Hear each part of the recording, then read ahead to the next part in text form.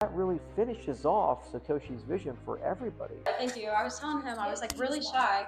I even wrote something on my hand, which I never do. A nice guy, I think. They said you're in here though. Ooh, cozy. We got the fireplace. It's so warm. Yeah. You know what? I'll edit in a fire there. I like your tattoos. Thank you so much. They all tell a story, but that we're not here about me today. We're actually here about you. How has all of the lessons that you've learned from each of these businesses helped you and inspired you to start what you're doing today with Midnight? Well, there's some inevitability to end up at something like Midnight. It's kind of the last major project that I think I'll do because it's the last needed project for the infrastructure in the space. I've been fortunate enough to be here for every generation of cryptocurrency, and I'm the one guy that never retired. So my belief is you can rebuild all the economic, political, and social systems of the world onto a blockchain. The challenge is that you can't get it all instantly, so you want a money system where you're in the driver's seat. Only prove the minimum amount of information, and you don't leave this digital exhaust where every time you interact with something, they know everything about you. So I want to put you in the driver's seat where you're in control of who knows what where. They know the minimum amount, and you get math-based guarantees that they don't know anymore. Yeah.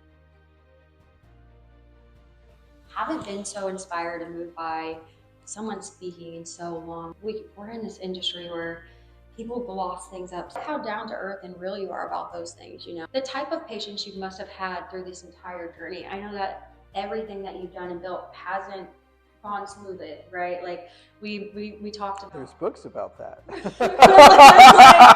like they haven't. So one, how have you stayed sane in all of that? And two, what keeps you motivated to just keep going even when things get that hard? The first thing you have to realize is crypto Twitter is not reality. And what grounds me is watching people build things and watching cool experiences and seeing what we can do.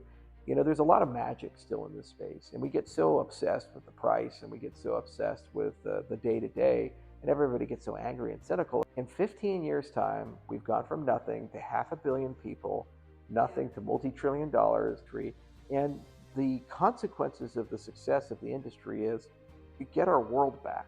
Yeah. There's never been a time in human history where the poorest person had the same system as the king. Gobbledygook. And so the only way it's ever going to get better is if we opt out of that system into a new system.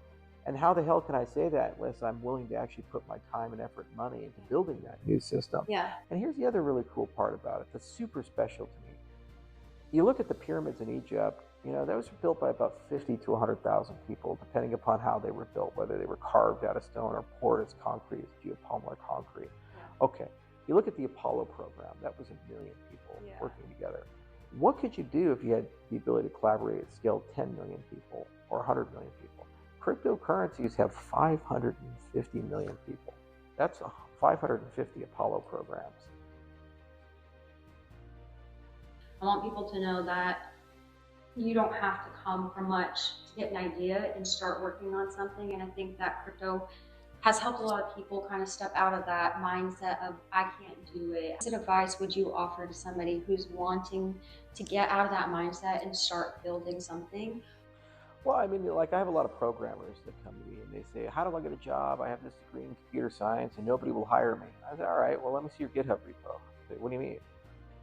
It's like being an artist and you're like, okay, I want to get a job as an artist. I'm like, all right, let me see your portfolio. It's like, I don't have a portfolio. What kind of fucking artist are you?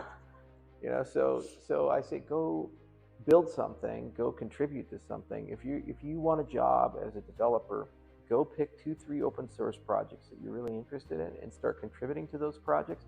And lo and behold, not only are you going to get job offers, in many cases, those projects will offer to hire you. Right. Everything in life is participatory. You have to earn it. You have to fire it up and ready to go. Just go and get it done. No one gave me shit to figure this stuff out, and I got it done. But every step of the way, it's just by saying, you know what, I can do this. Yeah. And what's the worst that happens? They say no. Yeah. Okay, they said no. Yeah. I'm in the exact same spot. Yeah. And it doesn't work out. It's always teachable in some respect. Yeah. So do something, move. Motion is life. Yeah. And produce some stuff and show the world who you are. The most respect for are people that can't wait to show you something they've created. Yeah. Even in your failures, you have something you can salvage special to you. It shows me you're a real person. And if more people adopt that mindset, then not only are they more employable, in many cases you can actually change the world. You can build something really fun. I really enjoy your timeline, and I love that you post Freya. I'll be having the worst day, and I just see Freya on the timeline. So I wanted to say thank you for posting that. But my very, very last question. What's a question that somebody hasn't asked you today, but you were hoping they would ask you? I was hoping that somebody would ask me a little bit about the value of folding systems. We're talking to so many engineers, and it's a very dev-oriented conference. Yeah. I don't think people really understand the consequences of when you combine Minotaur and you combine a folding system together. Yeah. Because what you're really doing, under the nutshell, is you're creating a system that directly observes multiple blockchains at the same time and is then able to concisely prove properties of those blockchains.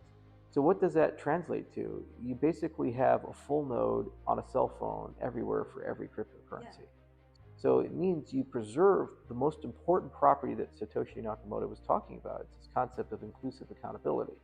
The problem with blockchains is that for them to work the way Satoshi wanted them to work, like, everybody's got to have everything. Yeah. Everybody's got to be a full node, or else you have to trust somebody.